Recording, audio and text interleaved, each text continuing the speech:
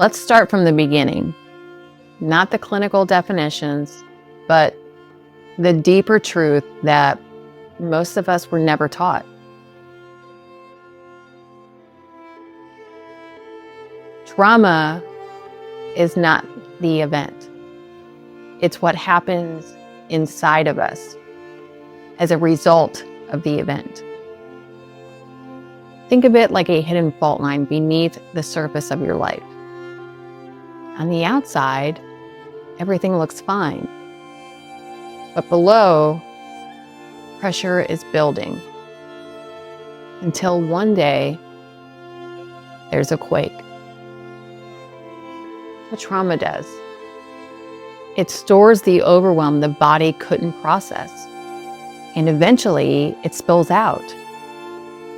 It comes out sideways as anxiety, burnout, as the quiet collapse that you can't explain. Dr. Gabor Maté says it best. Trauma is not what happens to you. Trauma is what happens inside you as a result of what happened to you. Not the weapon, it's the wound. It's not the moment, it's the echo. It's the nervous system rewiring itself to survive a world that felt unsafe. There are two kinds of trauma that we need to understand. There's big T and little t. Big T trauma is what most people picture. The dramatic events, right? War, assault, car crash. But there's another kind. And it's often more dangerous because no one sees it coming. It's not loud. It's not bloody. It's the quiet, chronic ache of unmet needs.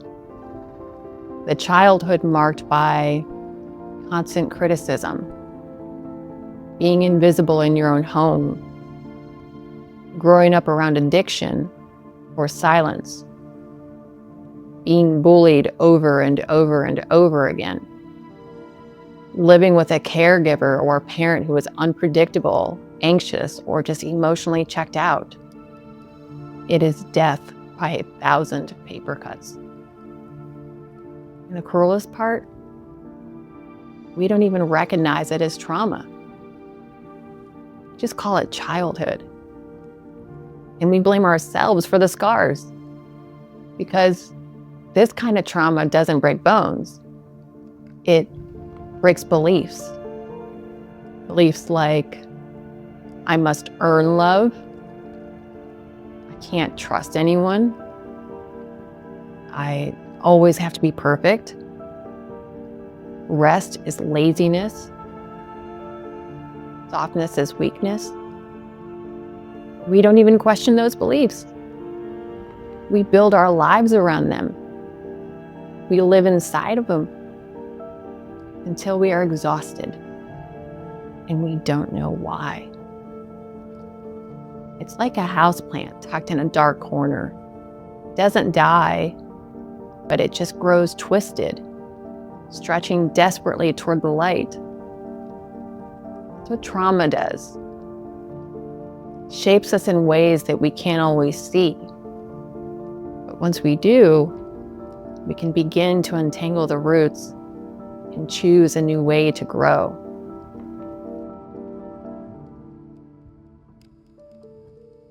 One of the most common ways trauma hides is by convincing you it wasn't really trauma. We say things like, but I wasn't abused. I had food on the table. I had a roof over my head. Compare. We downplay. Gaslight ourselves.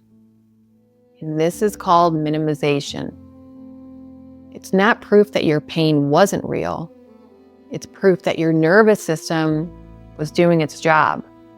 Because if we believe our suffering wasn't that bad, we don't have to feel it fully. And the world often doubles down on this lie. If you weren't hit, you were, quote, lucky. If your house looked nice from the outside, you should count your blessings. But as author Melody Beattie writes, we deny the truth to protect ourselves until we are strong enough to face it. So we turn it inward. We call ourselves too sensitive, too dramatic. We label our responses instead of understanding them. Trauma isn't always what happened. Sometimes it's what was missing. Here's the truth. You don't need a permission slip to feel pain. You don't need someone else to validate your wounds.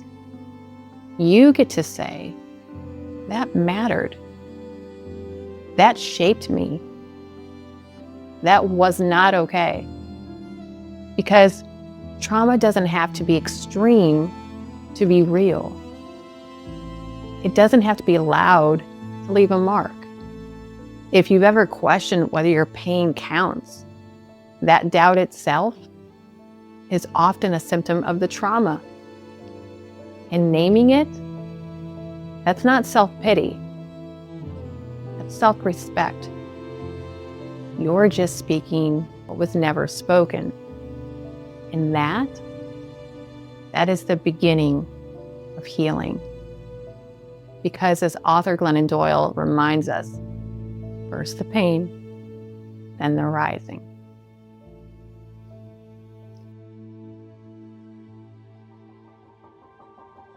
Here's where it gets sacred and science meets soul. As trauma, it isn't just emotional, it's biological. It doesn't live only in memory, it lives in your body. When something overwhelms us, especially as children, the nervous system steps in. It doesn't ask questions, it doesn't analyze, it acts. Fight, flight, freeze, fawn.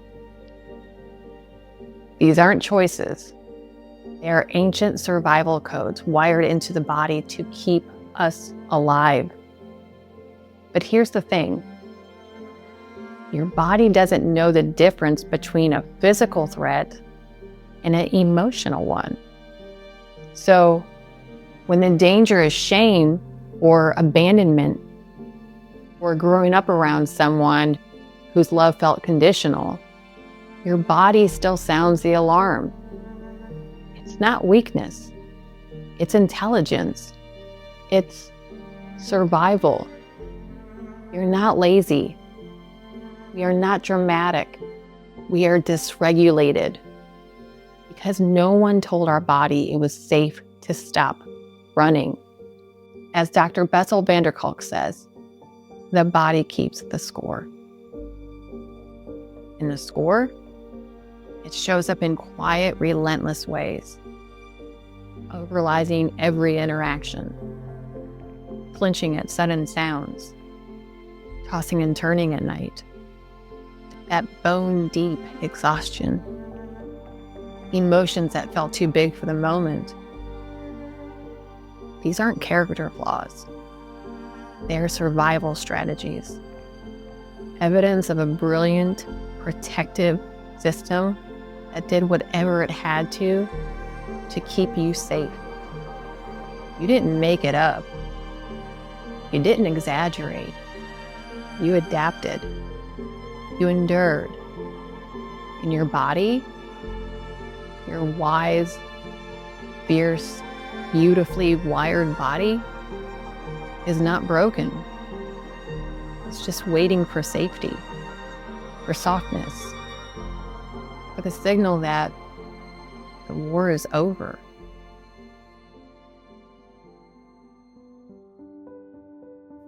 Number one, you are not crazy.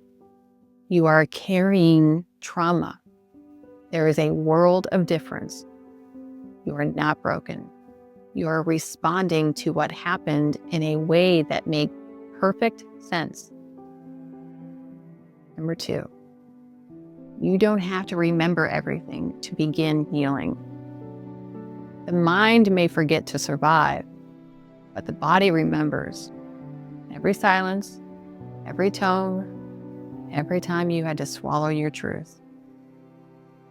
Number 3, emotional neglect is trauma.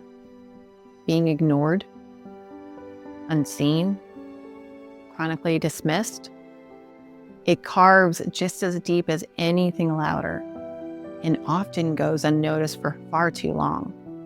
Number 4, recovery isn't about, quote, getting over it. It's not a race.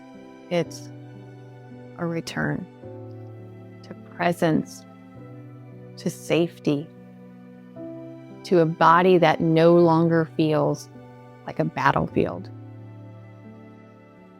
Number 5, you were never meant to do this alone. Healing is relational. Therapists, support groups, books, podcasts, safe people, quiet rituals, breath work. They are not signs of weakness. They are how we remember we are human. And here is the deepest truth that I know. Healing doesn't mean becoming someone new. It means coming home, one breath at a time, one truth at a time, one soft, sacred moment closer to home.